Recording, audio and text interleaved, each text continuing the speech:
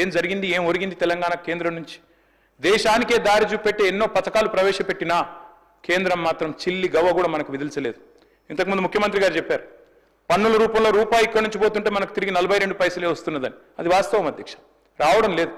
మనం ఇస్తున్నది ఎక్కువ, వారు తిరిగి ఇస్తున్నది తక్కువ. కాపీ కొట్టిన అధ్యక్ష మన పథకాలు ఎన్నో.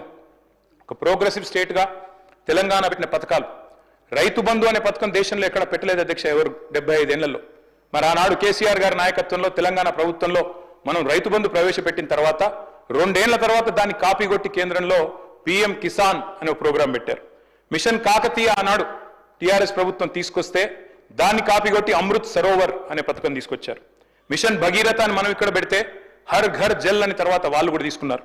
ఆ తర్వాత టీఎస్ ఐపాస్ అని మనం ఇక్కడ తెస్తే సింగిల్ విండో అని దాన్ని కాపీ కొట్టి అక్కడ తెచ్చుకున్నారు. అభ్యంతరం ఏం లేదు. Imitation is the best form of flattery sir. తప్పకుండా మనం మంచి పనులు చేస్తున్నాం కాబట్టే వాళ్ళకు కూడా నచ్చి అనుకరించారు అనుకోవచ్చు అధ్యక్ష.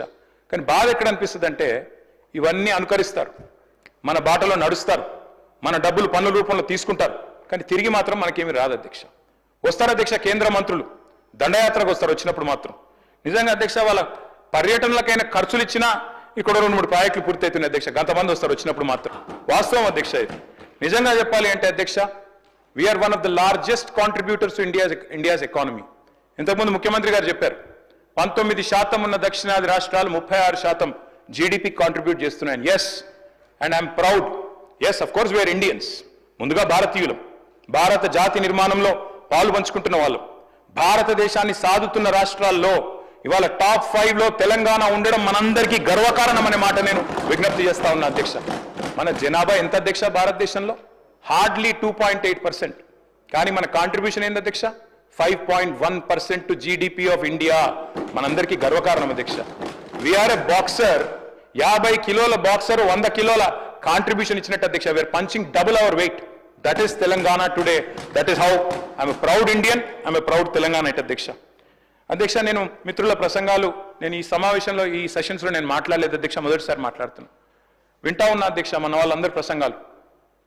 మన వాళ్ళందరూ ట్రైనింగ్ ఇచ్చినట్టున్నారు అధ్యక్ష. గత ప్రభుత్వం సార్.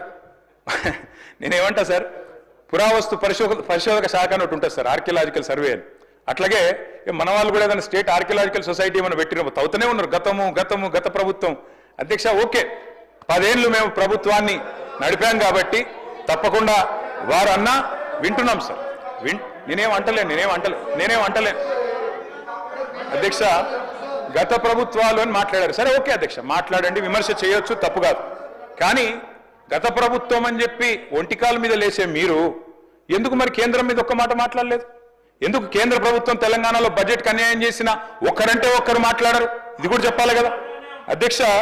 వాస్తవం ఏంది అంటే, కేంద్ర ప్రభుత్వం బడ్జెట్లో అధ్యక్ష పైన కర్ణాటకలోనేమో అప్పర్ భద్ర అనే ప్రాజెక్టుకు జాతీయ హోదా ఇస్తుంది అధ్యక్ష, కింద పోలవరం ఆంధ్రప్రదేశ్కి, పక్కన మధ్యప్రదేశ్లో కెన్ బెత్వా ప్రాజెక్టు జాతీయ హోదా. అధ్యక్ష వాళ్ళందరికీ ఇచ్చినందుకు మనకేమి ఈర్ష లేదు, అసూయ లేదు, బాధ లేదు, కోపం లేదు. కానీ తెలంగాణకు కూడా ఇవ్వాలి కదా అధ్యక్ష. జాతి నిర్మాణానికి బ్రహ్మాండంగా సహకరిస్తున్నప్పుడు, జాతి నిర్మాణంలో పాలు పంచుకుంటున్నప్పుడు మన కాళేశ్వరానికో పాలమూరు రంగారెడ్డి ఎత్తిపోతల పథకానికో ఒక్క ప్రాజెక్టుకు జాతీయ హోదా ఇవ్వకపోతే నిరసన చెప్పాల్సిన బాధ్యత మన మీద లేదా అధ్యక్ష? హైదరాబాద్కు మనం ఒక ఆర్బిట్రేషన్ సెంటర్ పెట్టుకున్నాం అధ్యక్ష, హైదరాబాద్ ఇంటర్నేషనల్ ఆర్బిట్రేషన్ సెంటర్ అని. అది కూడా చూసి ఓర్వలేదు అధ్యక్ష. మనం పెట్టిన 6 నెలల లోపలనే గుజరాత్లో గిఫ్ట్ సిటీలో వాళ్ళొక పోటీ సంస్థ తెచ్చి నిర్మలా సీతారామన్ గారు బడ్జెట్లో 100 కోట్లు పెట్టి అక్కడ పెట్టారు అధ్యక్ష పోటీ సంస్థ. తెలంగాణ పుట్టుకనే ప్రశ్నించారు అధ్యక్ష. తెలంగాణ పుట్టుకని ప్రశ్నించడమే కాకుండా 6 దశాబ్దాల ఆకాంక్షను అగౌరవపరచడమే కాకుండా వాస్తవాలు చెప్పాలంటే ఒక్కటంటే ఒక్క విభజన హామీని కూడా అమలు చేయలేదు అధ్యక్ష కేంద్రం. అది మాత్రమే కాదు, దారుణమైన మాట, తల్లిని చంపి బిడ్డను బతికిచ్చిండ్రు అనే మాట స్వయంగా ప్రధాని గారు అనవచ్చు అధ్యక్ష. ఇట్లా అవమానాల పరంపర ఒకవైపు. ఇవాళ డిప్యూటీ సీఎం గారు ఖమ్మం నుంచి ఉన్నారు అధ్యక్ష. వారి జిల్లా 7 మండలాలు ఒక్క పెన్నుపోటుతో ఆర్డినెన్స్తో లోవర్ సీలేరు విద్యుత్ కేంద్రం, మా వ్యవసాయ మంత్రి గారు కూడా అదే జిల్లా అధ్యక్ష, ఒక్క పెన్నుపోటుతో అప్రజాస్వామికంగా 7 మండలాలు లోవర్ సీలేరు విద్యుత్ ప్రాజెక్టును లాక్కొని పోయింది కేంద్రం కాదా అధ్యక్ష? అది మాత్రమే కాదు, మరి నిజామాబాద్ జిల్లాకు ఊరించి పసుపు బోర్డుని ఇచ్చారు అధ్యక్ష మొన్న. మరి ఆ పసుపు బోర్డు